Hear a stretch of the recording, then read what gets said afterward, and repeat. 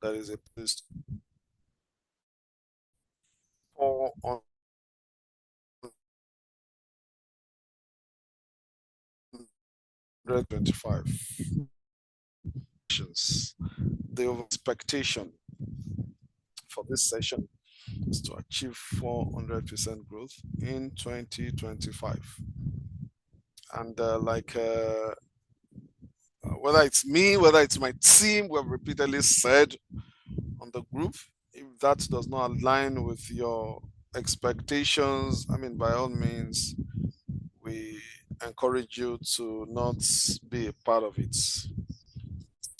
We are very deliberate in helping very select organizations, not all organizations, by the way, achieve no less than 400% growth in 2025. And today, hopefully, as well as next week, we will be seeing the reasons why this is the case. For those of you who do not know, history happens in cycles. Life happens in cycles. If you look at it, the history of the world, the history of nations, the history of mankind, they happen in cycles, right? If something happens in another decade, in another century, it will happen again, and then another century, it will happen again. You heard when the coronavirus came, uh, you heard it said that every 100 years in that cycle, there would be a major, you know, outbreak of viral infections that will claim hundreds of thousands of lives. And just 100 years before 2020, we had a similar experience in 1920, which claimed hundreds of millions of people. Before then, about 100 years before then, we had a similar experience. So if you look at it, you'll see that life happens in cycles. And if you just can understand the cycles, you can almost predict, the next 5 years, the next 10 years, and so on. And that's what we're basically trying to do here. I'll be sharing a couple of things. For those of you who, I mean, for many people, maybe in their late 30s and above, early 40s, 50s, and the likes, you would know what had happened in this country in the 80s and then in the 90s, early 90s. Um, serious inflation that happened in that period. That's the last time we ever had inflation that was as high as this was in the 10-year military era between Buhari and Abacha. Let me say 12-year military era. That was the highest, that was the period of highest inflationary pressures on the economy. Buhari's era being the highest. And if you look at it, it abated a little bit during the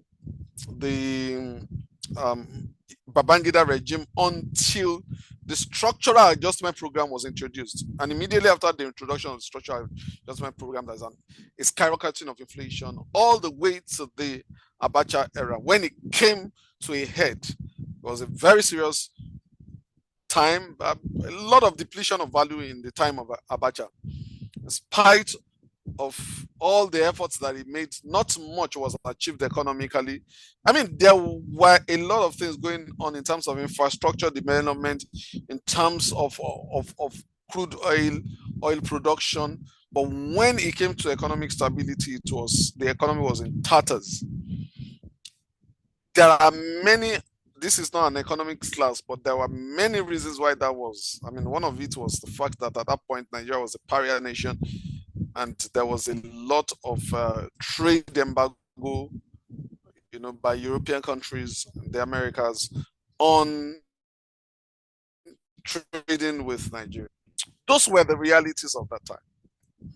The economic woes of that time is very similar to that we've faced in recent years. In the last decade, there has been a stunting of the growth of the Nigerian economy. The economy has really come to a point where there has not been substantial growth. I mean, the highest growth rate we have recorded up until the last quarter, the third quarter of last year, would be about 2.7 to just about 3%.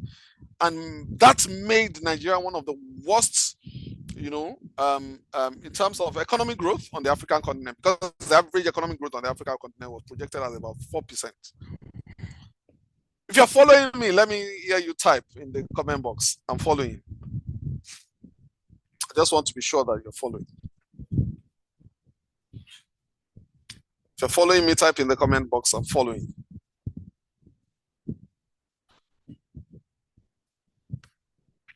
Oh, well. Great. Thank you. Thank you. Thank you. Good afternoon, Mr. Olariwaju Sulaimon, joining from Principal Partner of Olariwaju Sulaimon and Associates. Joining from Ilorin, Oludayo Shokoya, joining from good afternoon. Says I'm following. Mr. Agbola Latune says I'm following. Mrs. Nick says I'm following. Thank you very much. So if you look at all of that cycle, you will understand the reason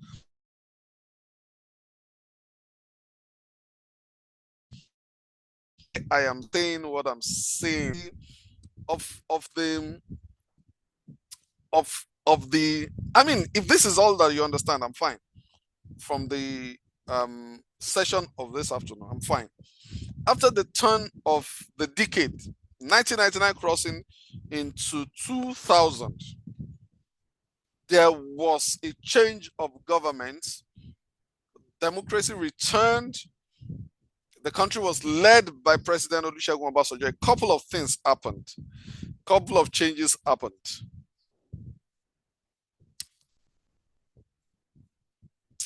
Some of those changes, include liberalization of the ICT sector, the introduction of the GSM, banking sector reforms, starting with the consolidation of all the banks in the country.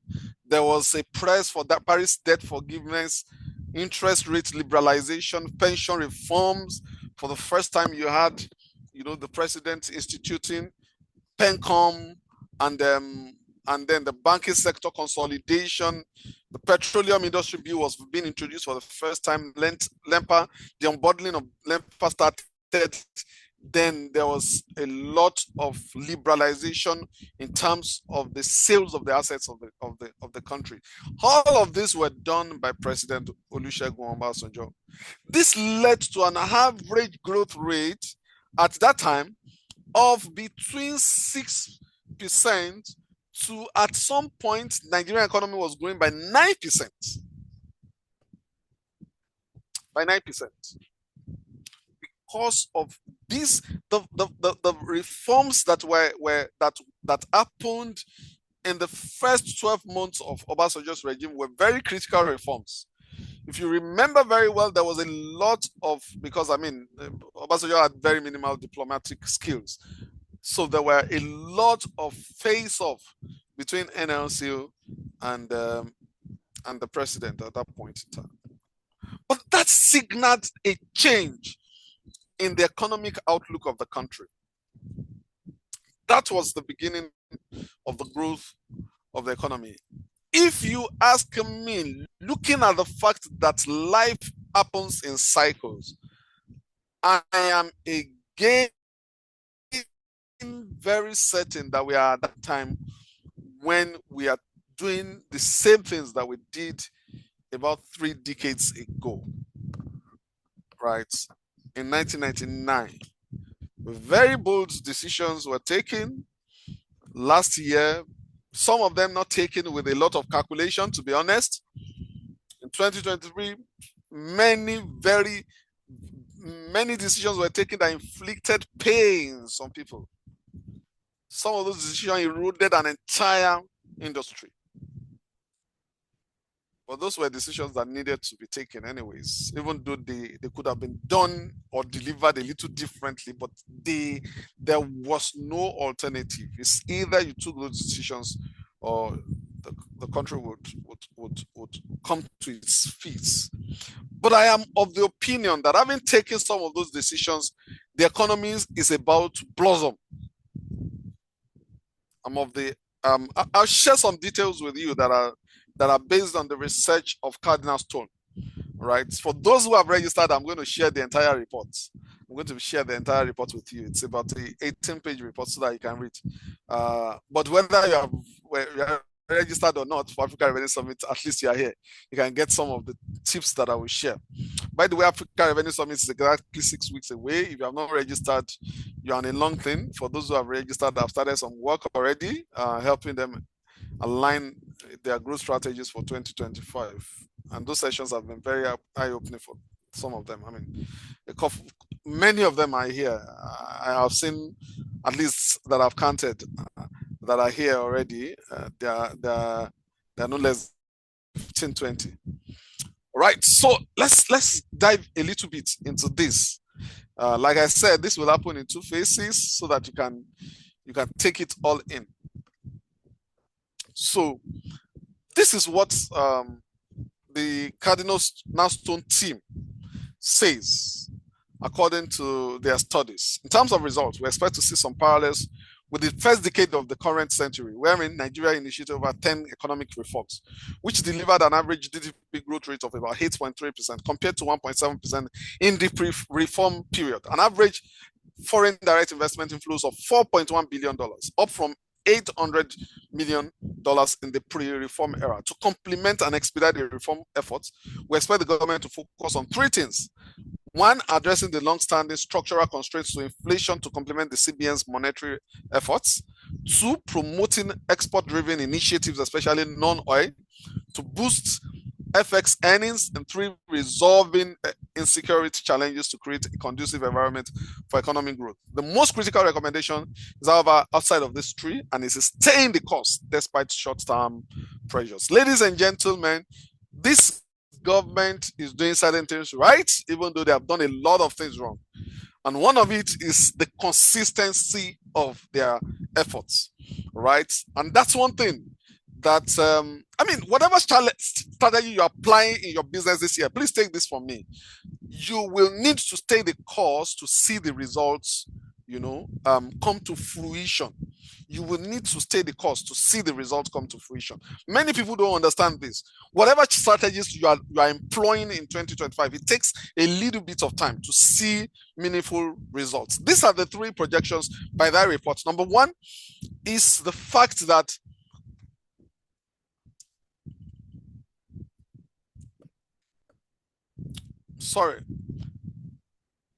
Number one, government is likely going to address the long-standing structural constraints to inflation to complement the CBN's monetary efforts. CBN is doing a lot already, but government is likely going to take many efforts. And one of those efforts that are already taken is that government has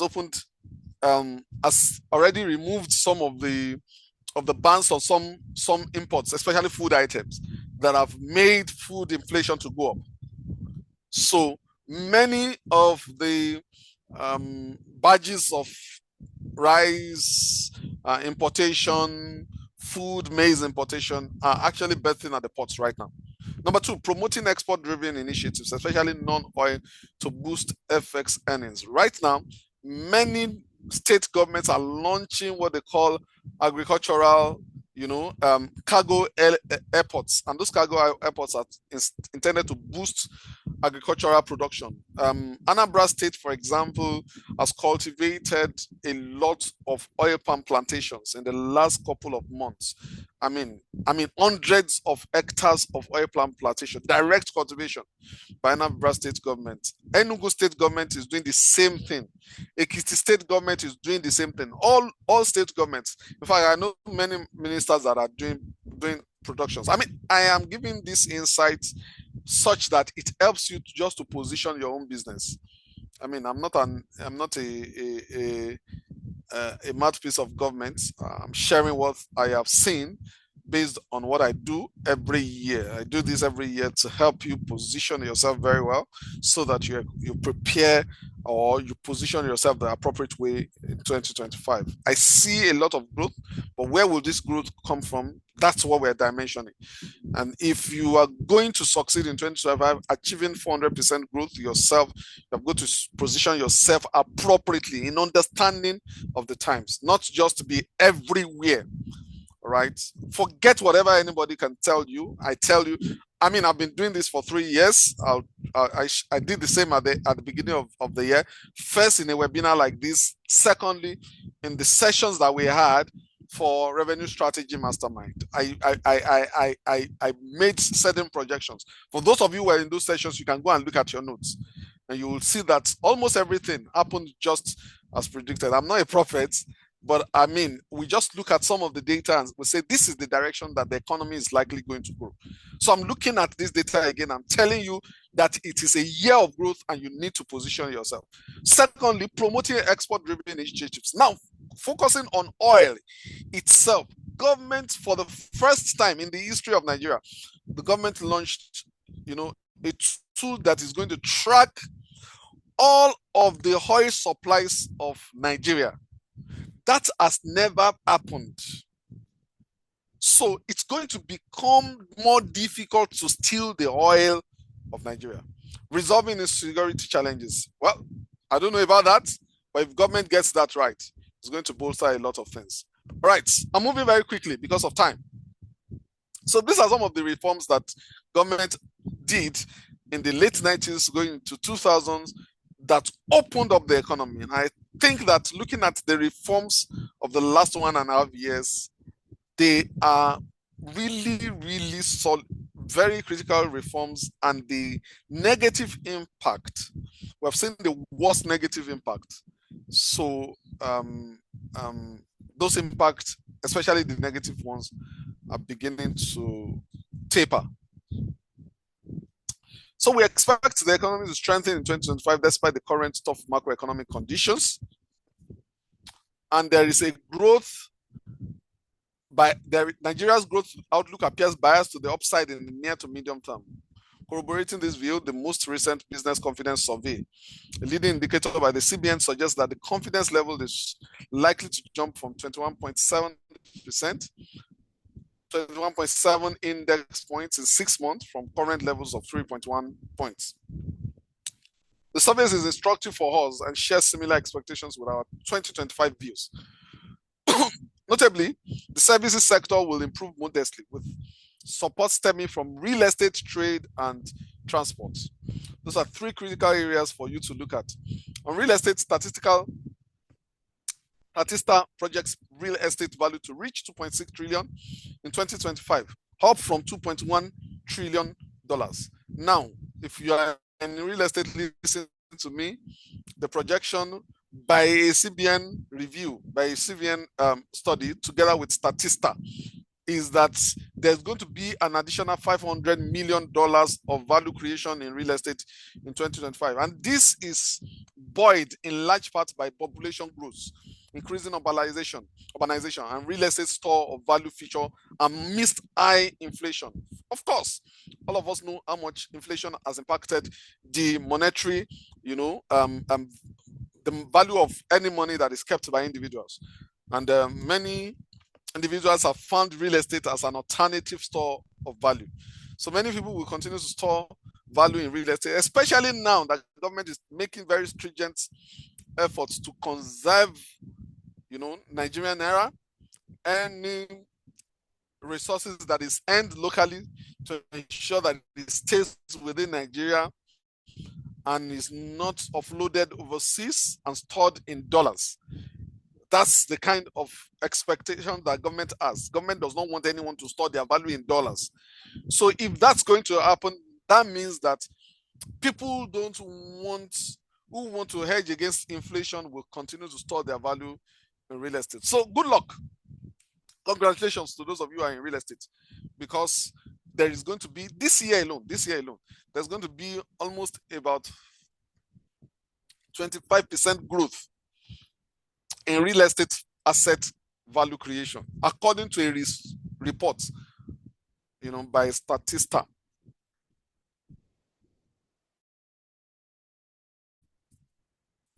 So let's take a little bit of focus on. No, let me pause. Let me pause at this point. I'm going to be taking a little bit of focus on three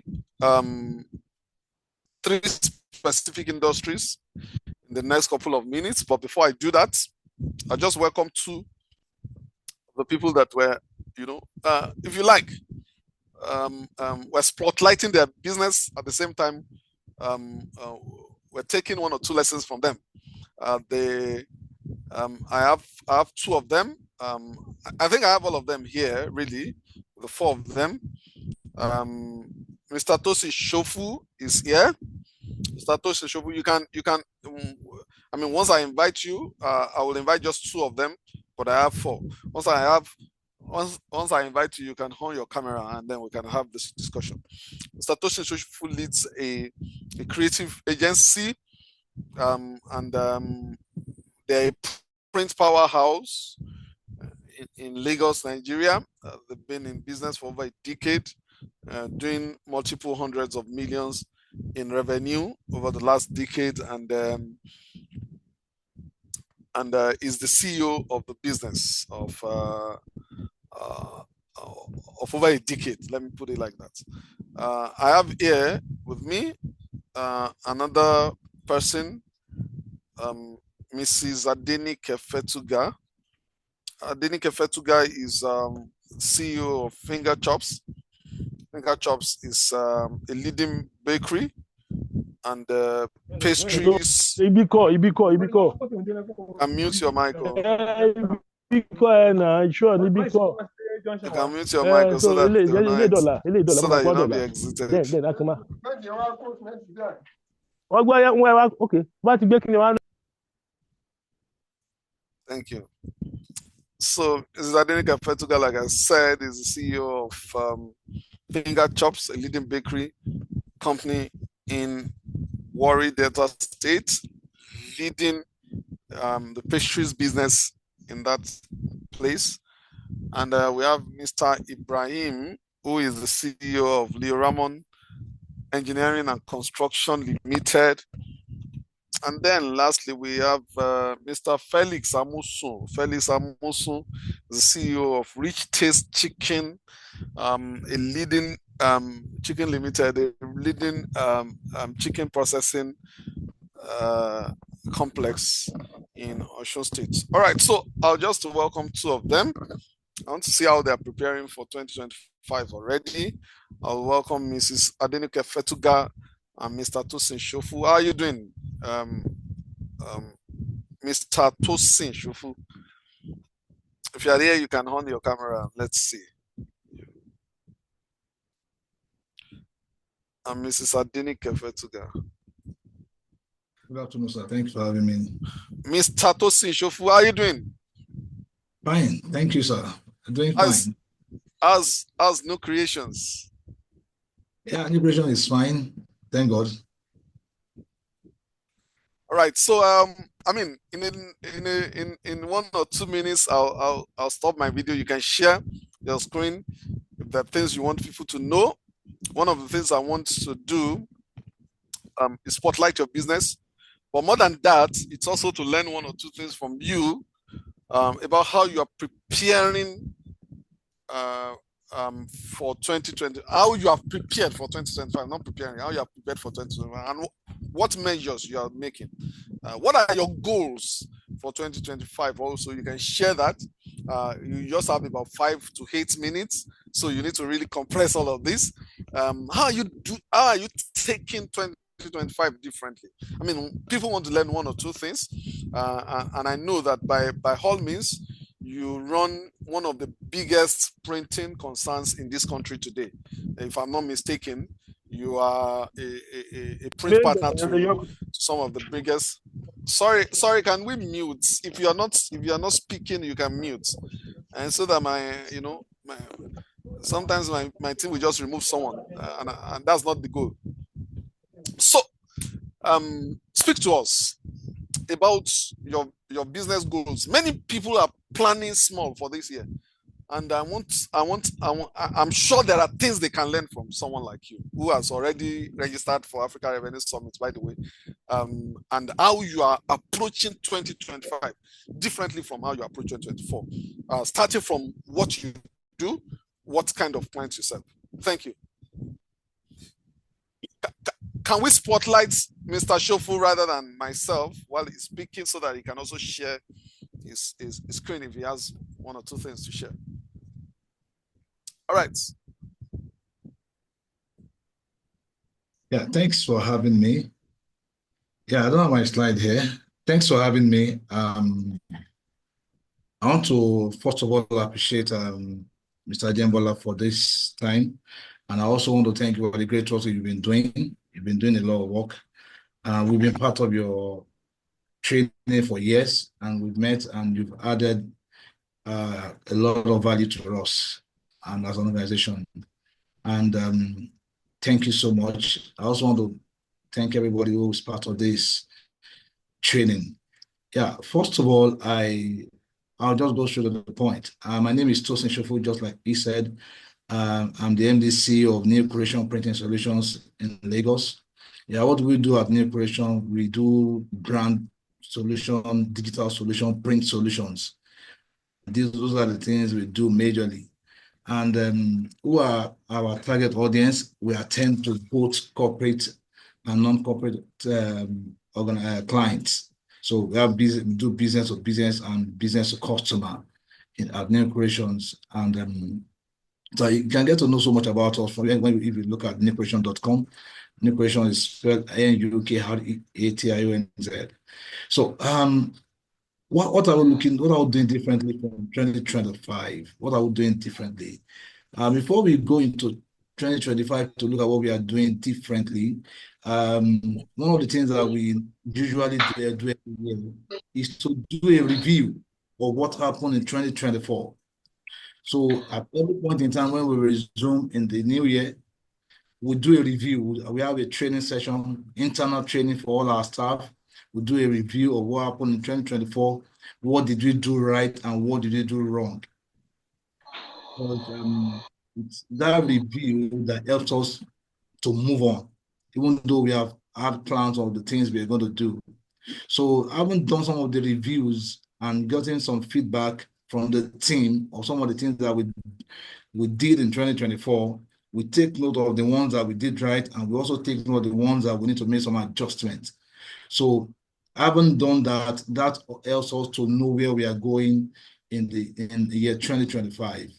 So looking at 2025, first thing that we are doing differently is we are going all out to increase our revenue. That's it. We are going all out to increase our revenue. And our revenue this year, we are hoping to achieve times 4 of what we did last year. And that's our goal. And in achieving times 4, we believe this year we should leave the level of the millions. We should enter the big. And that's what we are doing this year. And we have the mindset that we have is that this is achievable.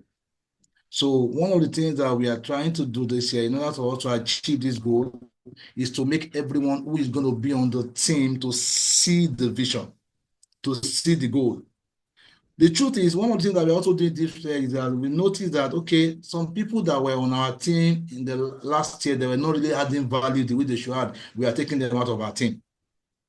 Some people, already some have been taken out of the team because we discovered that you don't need everybody, it's not everybody that's sitting the way you see.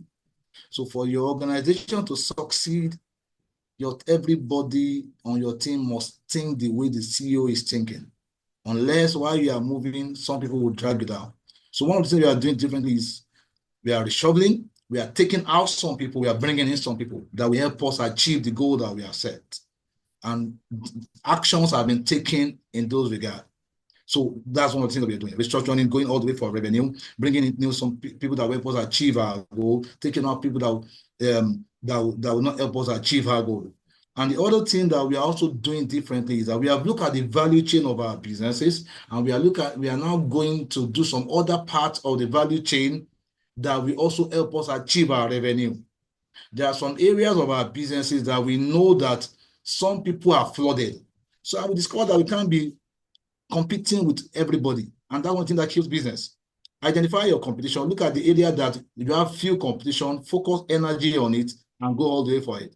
So we'll also been able to identify some areas of our business in the value chain of our business that is not concentrated with that, or that is not looked at with many people, but that will also give us an edge, such that before you can think on coming to that space, we will have moved further, and it will cost you some more to get to that space. So we've identified the new aspect of new area of our in the value chain of our business that we're going to do that will separate us from every other person. So 2025, we are set to move, we are set to roll and go all the way in achieving our goal. And the last thing I would like to talk about is in achieving some of these goals, we look at the people that patronized us last year. I spoke with some of my team towards the end of last year. I asked for the data. I got the database from my team. Who are the people that patronize us? Who are the people the clients that we have lost? Who are the people that patronize us? So one of the things that we are also doing differently that we have even started already is that we are doing what we call categorization. We categorize a client that we started with that didn't patronize us at all last year. We put that on one aspect, the one that patronized us on the other aspect, and the other one that we are looking at bringing in. So we have 3 categories.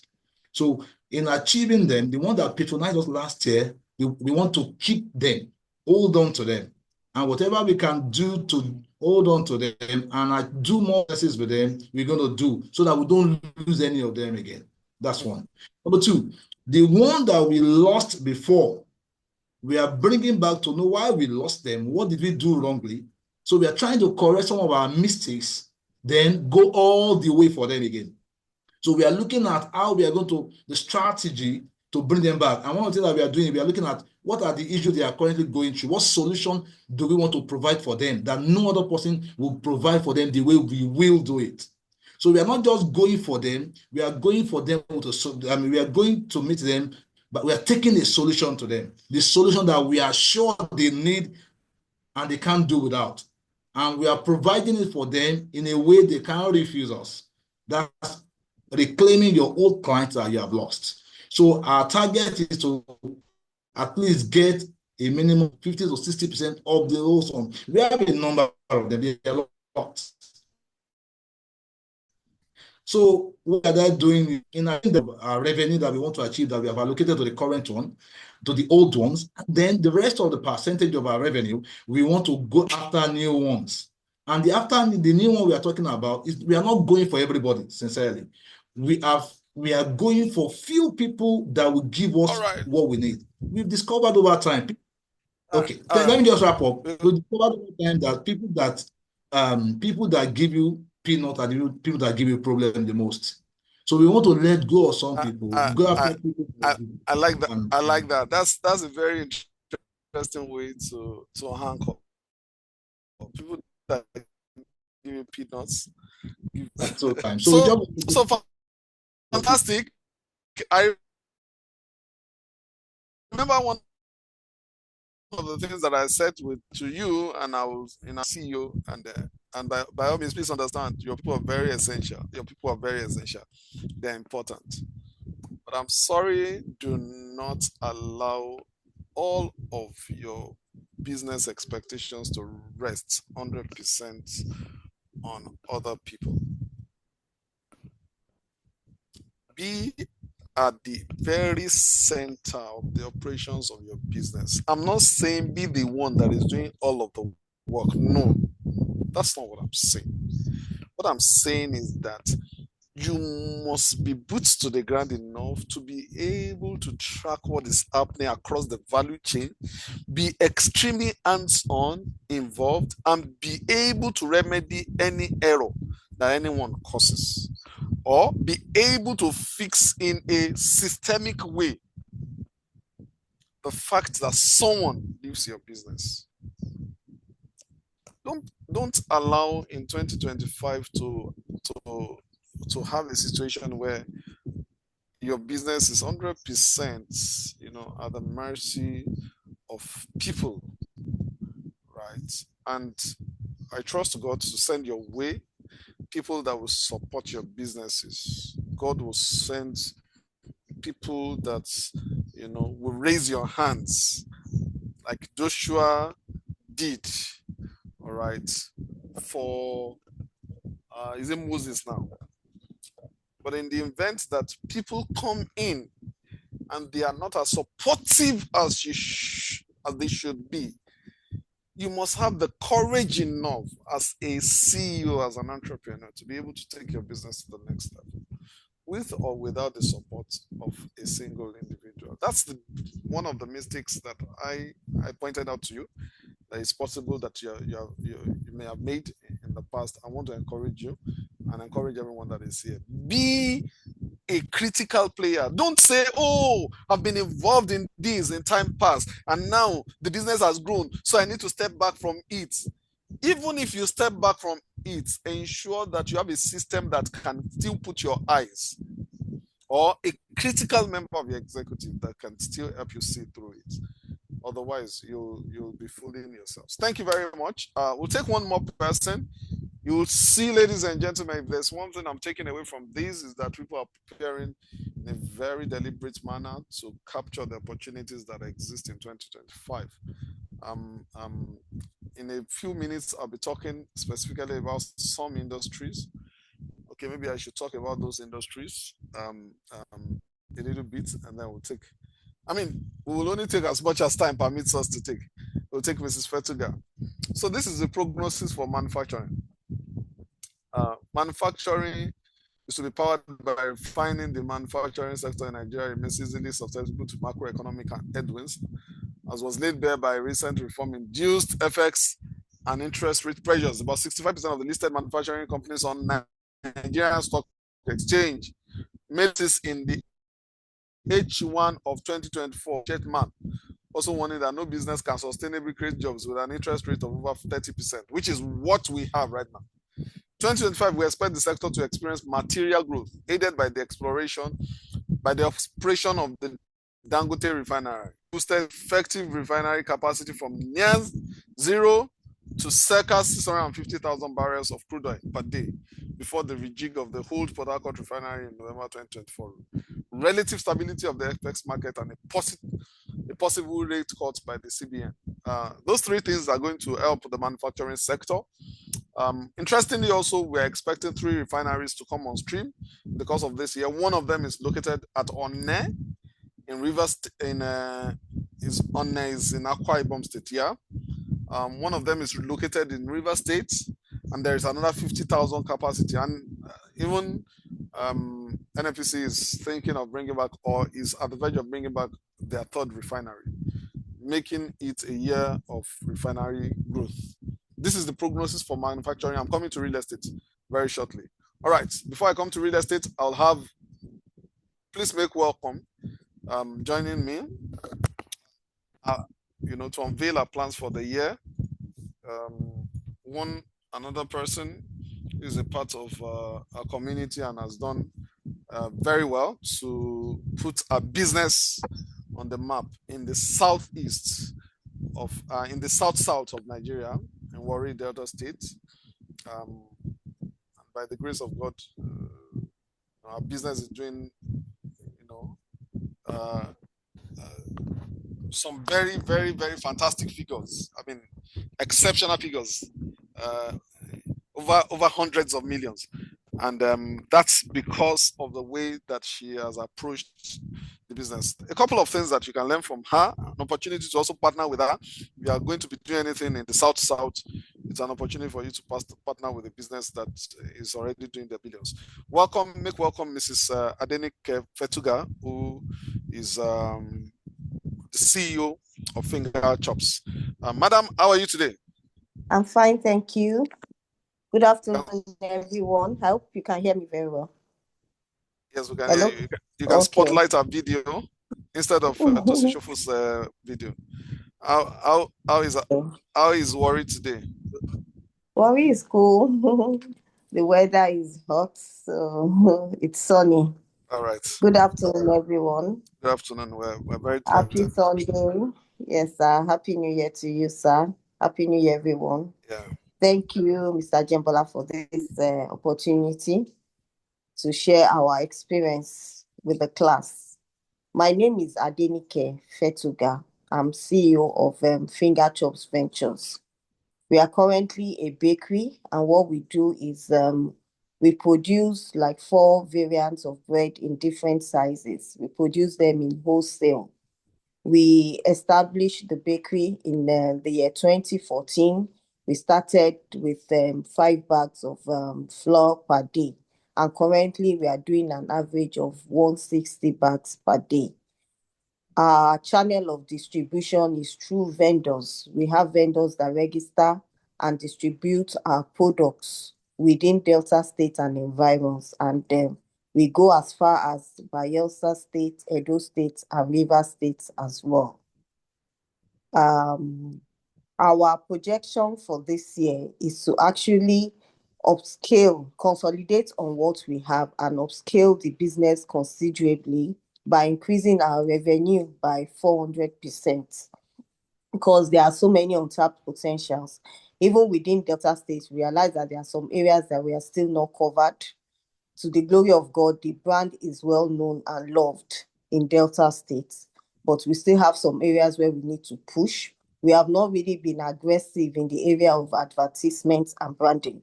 So that we intend to actually concentrate on for this year, and then increase our channel of distribution by having branded kiosks in strategic places within Delta State, and also by increasing our customer base. Currently, the number of vendors we have is active vendors is about 25. We want to increase it to about 80 vendors. And then Right. also our That'll be times 3.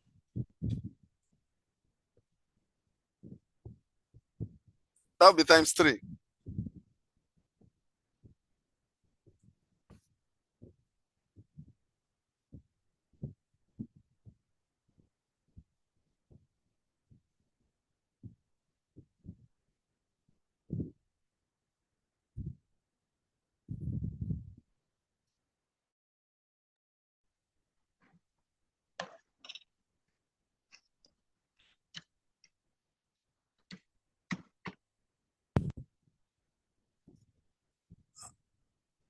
I don't know whether it's your network, whether it's mine.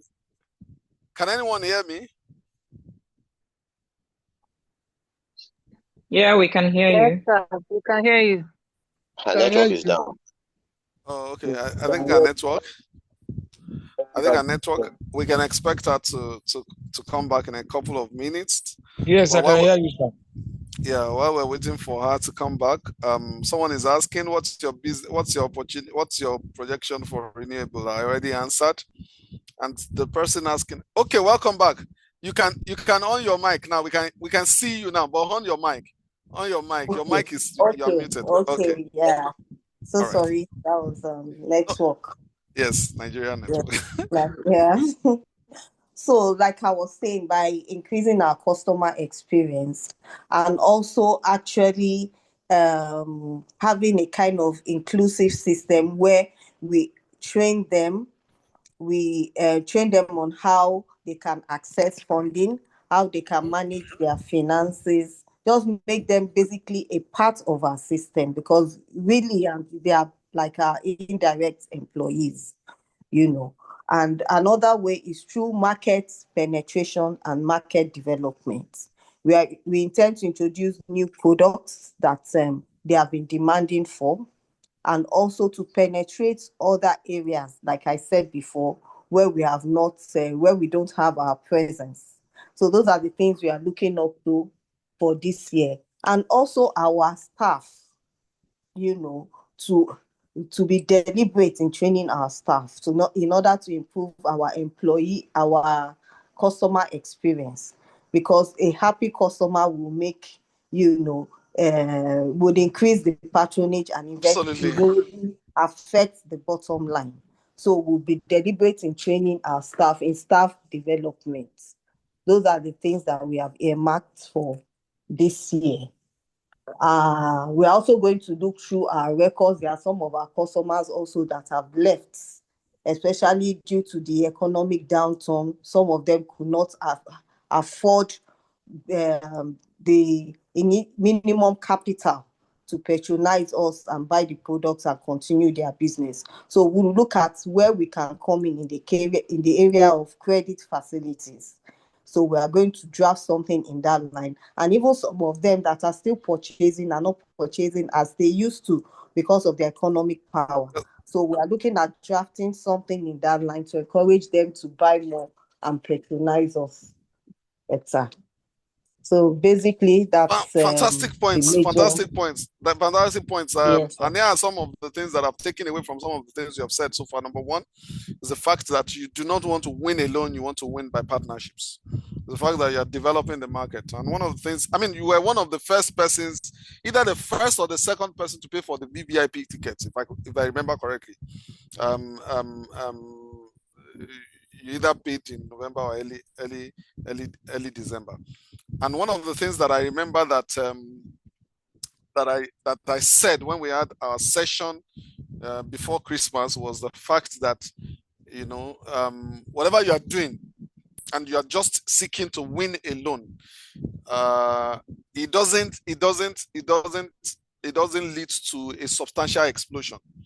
If you design a system that can help others win, just as you're winning, what you have is an explosion.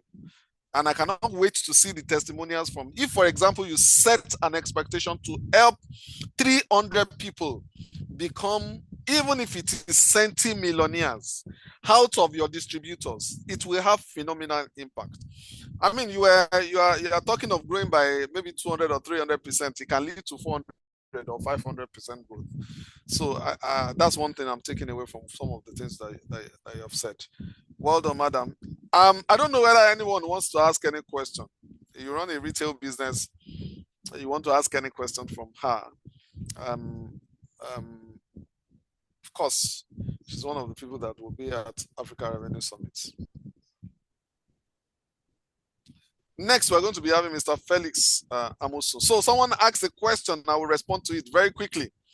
The question is, and by the way, I think yourself and Felix Amoso needs to partner. He runs the biggest, one of the biggest chicken processing companies in Oshobo. And in this year, they are aggressively expanding to Abuja.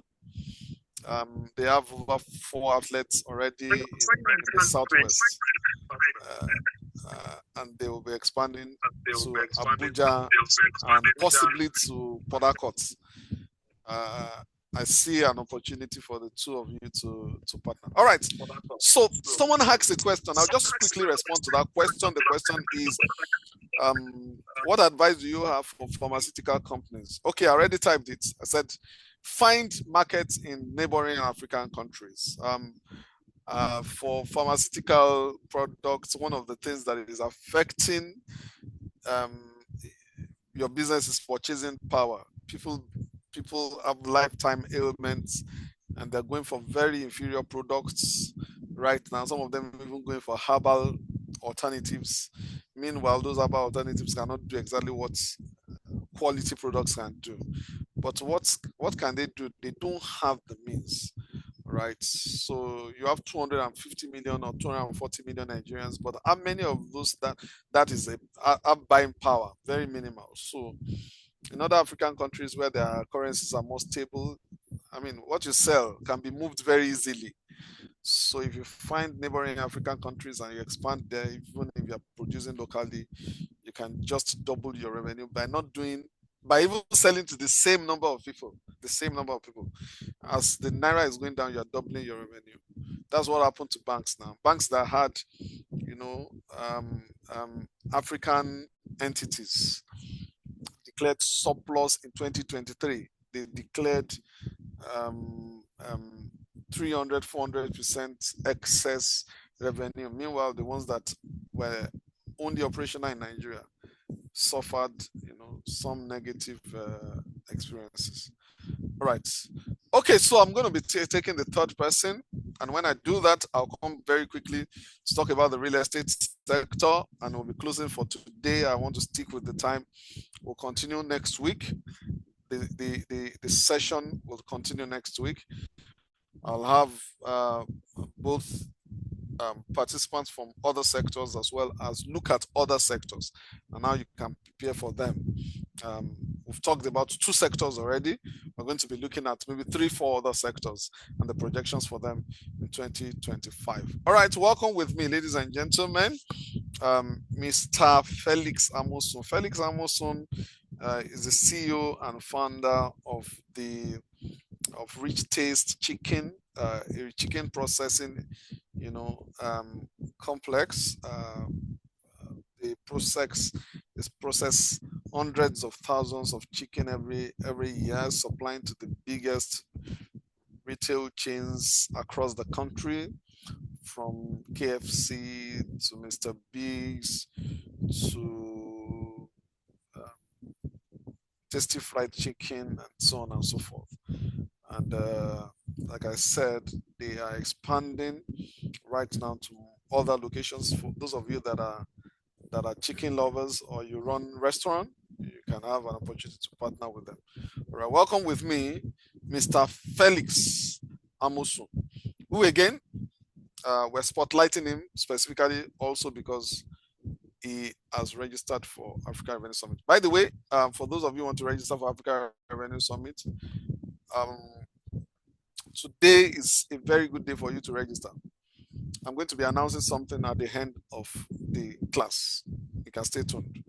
All right, Mr. Felix, if you're there, you can speak.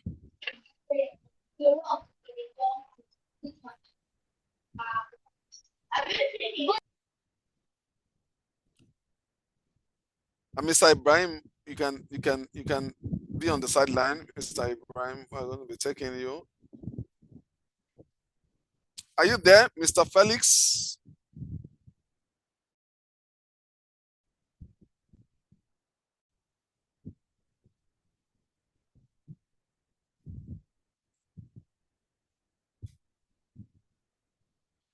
Okay, someone asked a question. There are a significant amount of nutritional warning agenda against consumption of white bread in Nigeria, which has the probability of affecting your sales cumulatively. Are you putting this into consideration, Mrs. Adenike? All right. Again, people will continue to eat white bread against all of those predictions. However, you can look for ways to make your own bread more healthier, and maybe even have alternatives that people who do not want to eat white bread can explore. Many of those alternatives, whether it is cassava, whether it is Nepal stroke, whether it is cassava, whether it is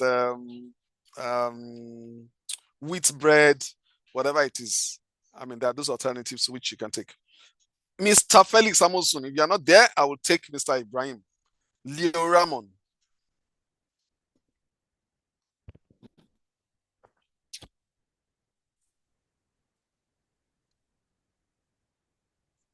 Hello, sir. Hello. Sorry, I have a little network interruption. Okay. So can you hear me live now? Are you where you can speak to us now? Yes, I'm here. I'm here. All right. Okay. So like I was saying, I said that you run one of the biggest chicken processing plants across the country, and by God's grace, I know that your business is doing a couple of billions, and you have big plans for 2025. Tell us about your business first, and tell us how you are approaching 2025 differently so that you can achieve, like we have all agreed, at least a minimum of 300 to 400% growth in this year, 2025. Actually, thank you, Mr. Bunmi Jembola. And also, I will say a big thank you to you for learning at your feet for the just few moments we have known each other. Thank you, Actually, sir. I've greatly benefited from all your seminars, all your teachings. It has been a great class being with you. And also, I greet all my colleagues, all my business colleagues. I pray that 2025 will be a great year for everyone. Pick one, Rich Taste is about is an agribusiness that is about chicken production. To the glory of God, we are consistently doing 4,000 birds per day. In my factory, we slaughter 4,000 birds every day. With 98 staff presently. And apart from the factory, we have 4 sales outlets. And we have presence in almost 3 geopolitical zones presently now. We supply to Aba steadily. We supply to Port Harcourt. And Lagos is a very big market. 50% of our products is being sold in Lagos. We supply the likes of Chicken Republic, Mega Chicken, Crunchies, and much more restaurants and the fast food nationwide. Actually, we at Rich Taste, we have a very good resolution for 2025. We are correcting all our mistakes of 2024 and 2025. If not all our mistakes, if we can get 70% of our mistake corrected, at least is a very good one for us. Last year, we were able to do 5 billion in sales, and we know this year we can do 20. Actually, the population in our side, what I say population is that Nigeria, we are over 200 million. The indication shows that. But also, with government policies of banning poultry product importation to the country, actually, we are on the edge of making that, bringing that figure into realities. 2023, we did just 2 billion. And 2024 doing 5 billion actually is a great one. We would have done more than that because that Q4 we had our 3 sales outlets. You understand? Only one outlet made sales of 9 million on the eve of Christmas. Just retail outlets. That shows the acceptance of Nigerian chicken into the business. Before now, we go to Cotonou, buy foreign chicken. But because we were able to, work on our branding last year, 2024, in terms of giving awareness about local made products, local made chicken, telling them the health benefits of patronizing our locally made chicken, because actually we don't use any chemical in preserving those birds. And rearing them, we don't use antibiotics. We have organic way of treating our birds even when they are sick. So we tell them the health wise. Those are our selling points. Actually, the motto of my own company, if you go on my website, you get Rich Taste chicken without chemicals. And people embrace it. And also people are now conscious of the fact that since Nigeria are so reliant on the foreign exchange, FX, dollar, getting our dollar because we are a consuming nation now. People want to buy local products. Before, if you want to go to Cotonou to buy, since in Nigeria, you have to change Naira to get safer. And that has made the value of Naira to be unhealthy. But with all indications now, I think this year people are more ready to patronize Nigerian chickens. And also government agencies like NAFDAC, also Hello, can everybody hear me? So they are also sensitizing the public, especially fast food, why they have to patronize local chickens. And with all that, and our own personal branding and also marketing, we plan to leverage more on social media, Instagram, TikTok, Facebook to advertise our products. And we believe by the grace of God, we've also training of our staff, you know, we know that 2025 is going to be a good year.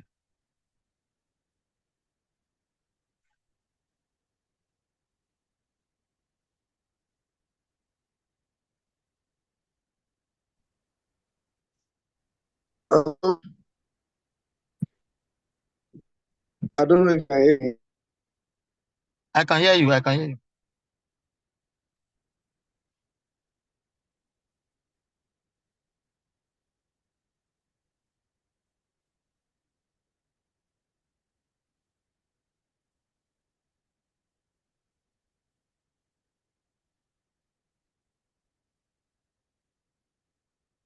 Hello.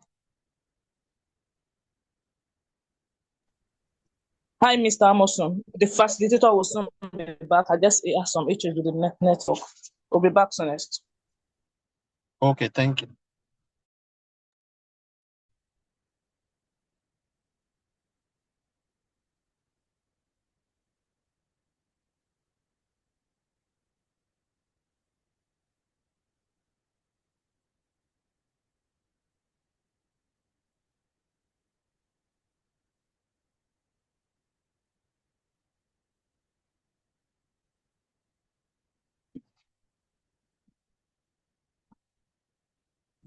Okay, I'm back now. Net threw me out. So thank you very much. Well understood. I don't know whether anyone has any questions for you. I'll just ask one question, or any questions for me as we round off. Because of time, there are other engagements still today. I'm going to continue this next week. The concluding part of this will be next week. So let me ask you, looking at the fact that you're pursuing 400% growth, 20 billion naira in the course of this year, how are you approaching? We've had this conversation in our one-on-one session, but again, Yeah. maybe one or two people can learn from it. Like I've said, so there's Peter here, there's Frank Koji here, who wants to ask a question. I'll come back to you. So before their question, how are you managing the human elements, knowing that this level of growth will create a for you in terms of your people structure? Are you thinking about that? And are you putting a structure together to ensure that that does not derail your ambitions for exceptional growth in 2025?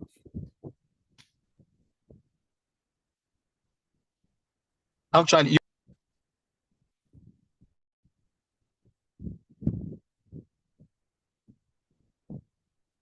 We can hear you. Please go ahead. okay, sir. Actually, the way we handle our staff,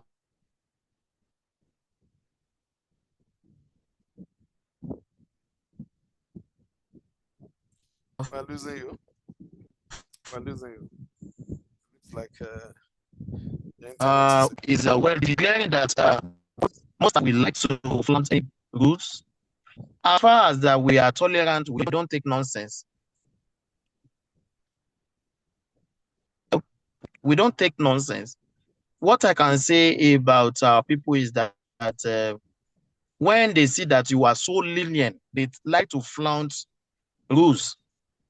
But we try as much as possible to retain best hands and also encourage.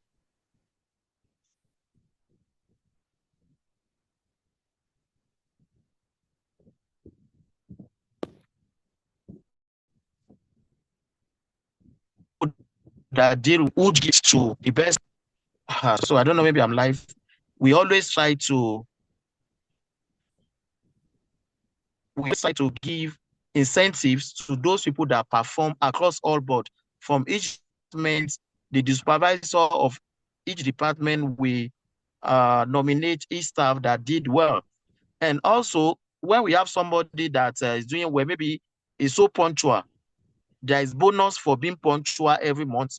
We try to attach incentives to all performance so that when you see that you are doing well and the organization is actually compensating you, they always try to do more. And when people do bad, we don't hesitate to discipline. And we have HR that manage human resources. As the CEO, I cannot be everywhere every time. So I delegate work of HR to the HR, to human resource department, although I oversee their affairs. When the group was so small, like 10, I do the HR work. But right now, we have competent hands that manage it. We have a large number of people. And also, we must have bad apples. But we know the company has tradition of dealing with all those others. Fantastic, fantastic. I will just allow one or two persons to ask questions from all the three of you. All the three of you can come and you can ask your questions. I will only allow one question for each of them. Ladies and gentlemen, we are very serious-minded about making 400% growth. Mrs. Adenike Fetuga, you can be back here. Mr. Tosi Shofu, you can be back here. I want to put you on a little bit of hot seat. Hot seat. So they have one questions for you each. Just go straight to the point. The goal is to help you rethink what you have done. By the way, myself and this gentleman, all of them, we've had one-on-one strategy sessions where we have reviewed their growth models for the year. By the way, I must say, Mrs. Fetuga, you produced a very fantastic document. I'm still expecting your own document, Mr. Thank you, sir. Yeah, very fantastic document. Nothing to add. Mr. Musa, I'm still expecting yours. All right, so Frank has his hands up. Peter has his hands up. I'll just allow you guys to ask them directly. Please be specific in your questions. All right. Good evening, all. Good evening, sir. All right. Thank you. Thank you for that wonderful presentation. So I want to know your means of terms of payment. So do you have any technology? Do you have any payment system? Since you are not always on ground, so how do you use to checkmate what goes on there if you are not on ground? Thank you. That question is for who? Mr. Father Peter. Thank you for that. Yes, the last speaker, yes. Should I answer this question first? Yes, it's for you. Please go ahead. Okay, good. Actually, I can say I leverage so much on God bless Money Point. Sorry for mentioning name of a company here.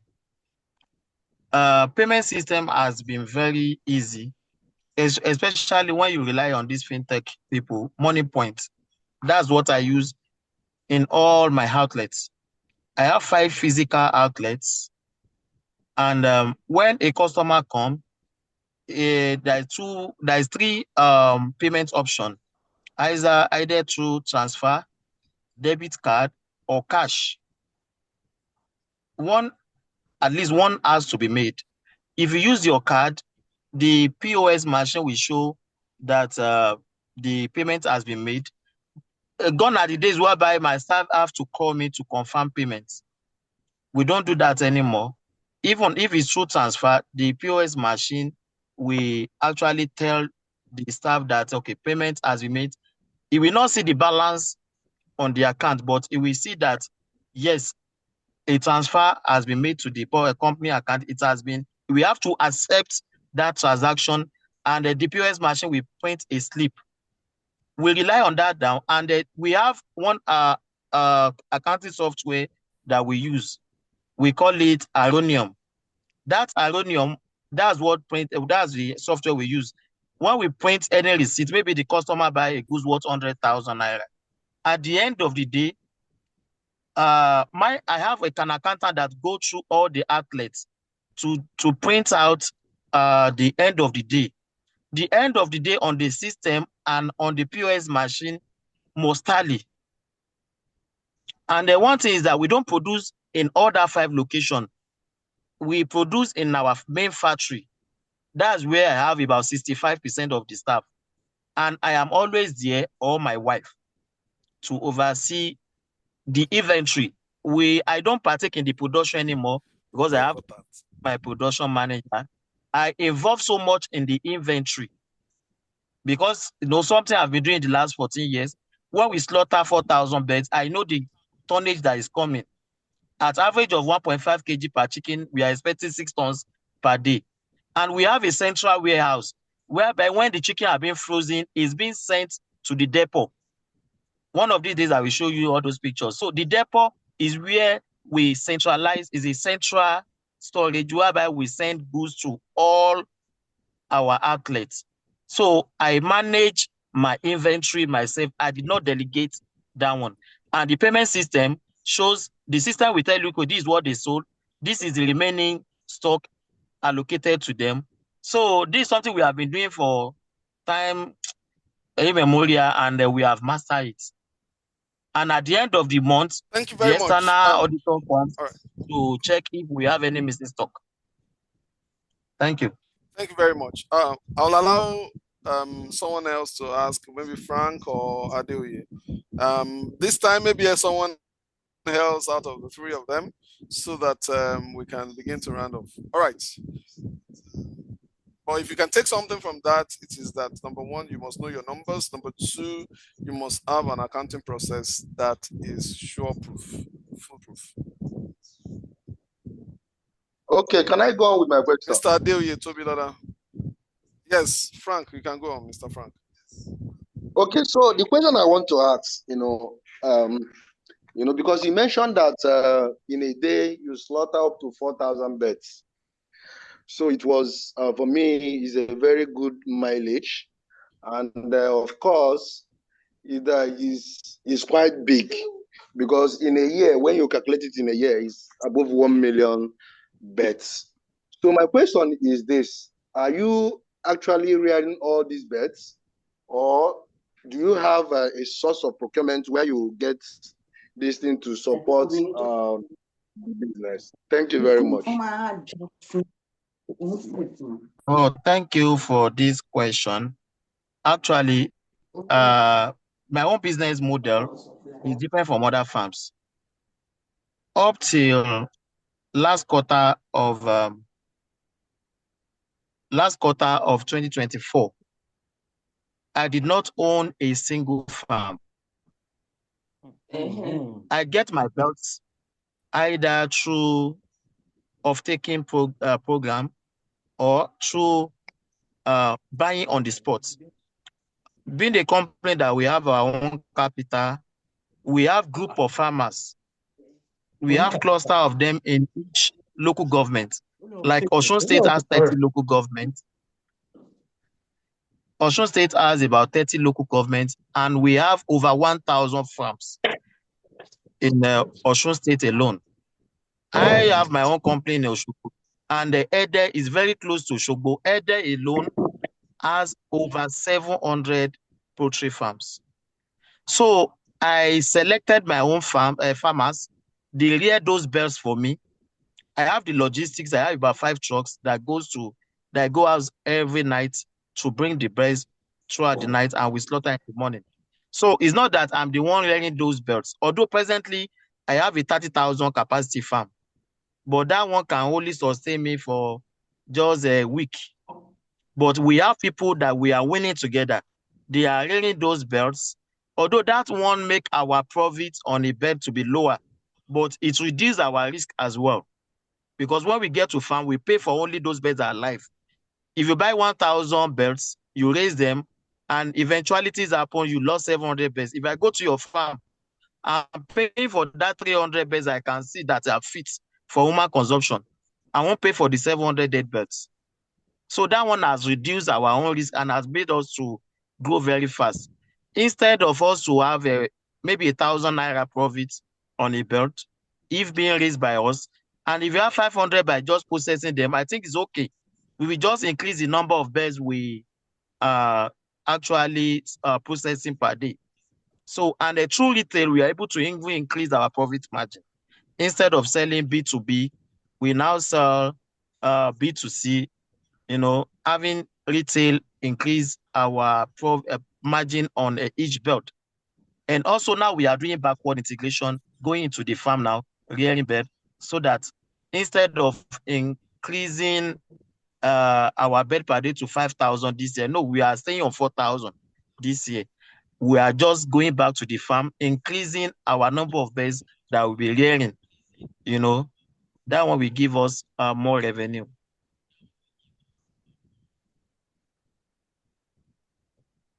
Okay, thank you very much. I think we'll begin to come to the end of this training. Today, we can continue this next week based on our time. I want to appreciate you, Mr. Tosi Shofu Akonji, for joining me, Mr. Felix Amoso for joining Hello, me, hello, sir. You've not and called Mrs. me to ask Adenike. you a question. Okay, can you do that in 30 seconds?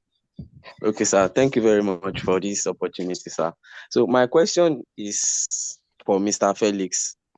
When he Okay, was sir. giving his speech the other time, he said that Adimbin they can solve 70% of their mistakes, that the business will be growing rapidly.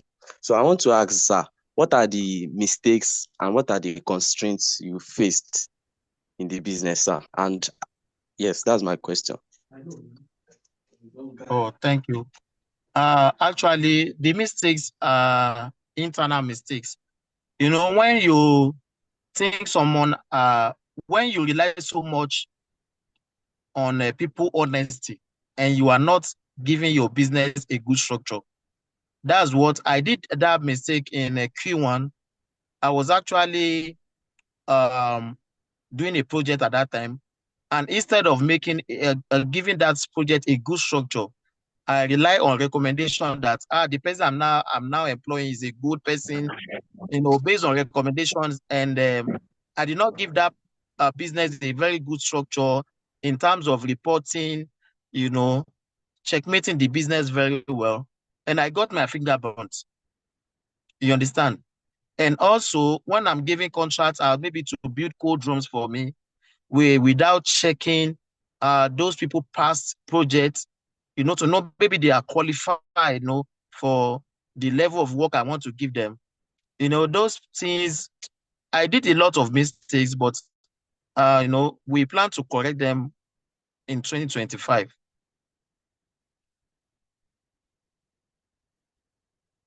Okay, sir. Thank you very much, sir. Welcome, sir.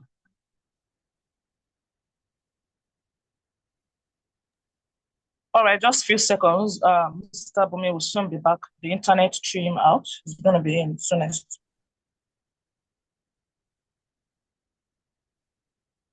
And also, as we are expecting Mr. Bunmi, one of our objective, our aim for expansion in 2025 is to have one big outlet at Abuja and also at Port Harcourt. So we plan to have the Port Harcourt on Q1 before the end of March. We must be live in Port Harcourt. Actually, we have about 10 customers in Port Harcourt presently that buy in OCs. Our business, we have logistics, cooling vans that we used to transport our chicken. We transport to them now, but now we want to have our own presence in Port Harcourt, whereby customer can just walk in, and buy our chicken, and also have a cold room whereby big buyers can also come in. So we plan to solve Nigerian nutrients problem in this year 2025 by making people have access to quality white meat. Thank you very much, Mr. Mr. Felix. Thank you very much, Mr. Tosin. And thank you, Mr. Mrs. Fetuga. So, I think there's an echo. I think there's less. Hello. Someone is using two devices. Is that correct? Okay, so we're going to be rounding up, ladies and gentlemen. We're going to continue this next week. The concluding part. I will have these three gentlemen, two gentlemen and a lady still join us. We'll have three of sharing and taking advantage of the year. We will conclude my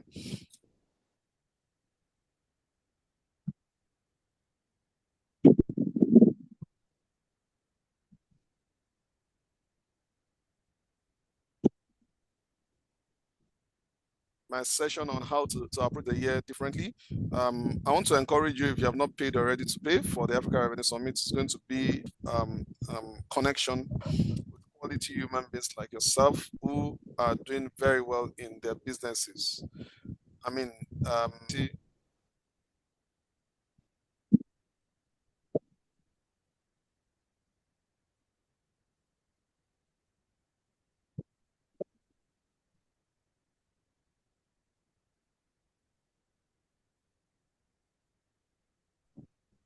bad network. All right, I'm back here. Every single person that is a part of our community is, I mean, a quality human being pursuing very ambitious goals for their business in 2025. So if you have not registered,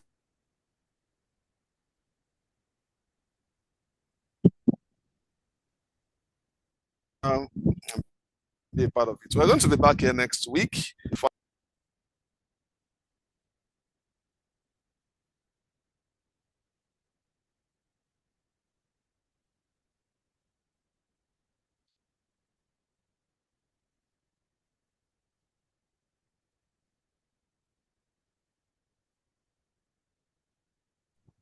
So if you look at it, you'll see that 12 slides. So next week, 4 p.m., we're going to be back here completing this. Thank you very much. Have a fantastic Sunday. We're going to drop the details. For those who want to pay, you can chat me up for payment details. I'll share the payment details with you. Have a fantastic week ahead, everyone. See you again next Sunday. Invite your team members to be a part of this.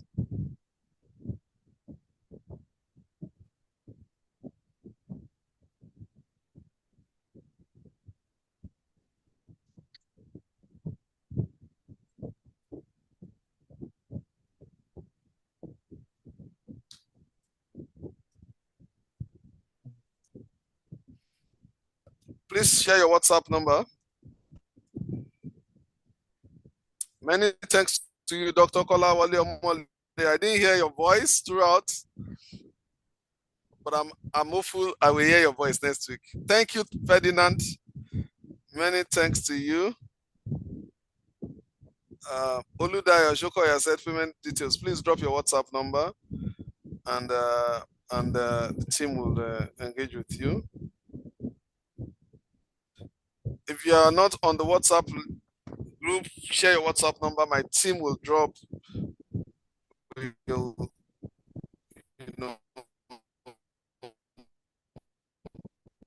drop the link for you to join if you are not on the WhatsApp group.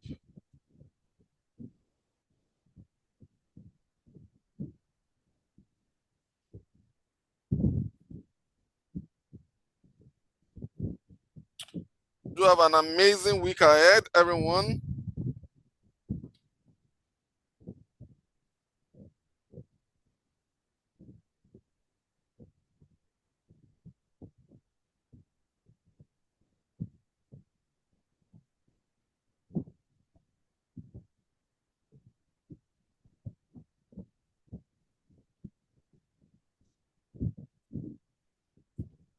there a way to improve on this next week? Don't worry, I'll try to improve on it.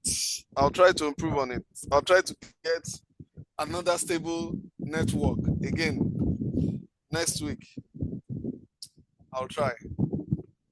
I mean, it's Nigeria. Sometimes I have 3 network sources as I speak, but we'll keep trying.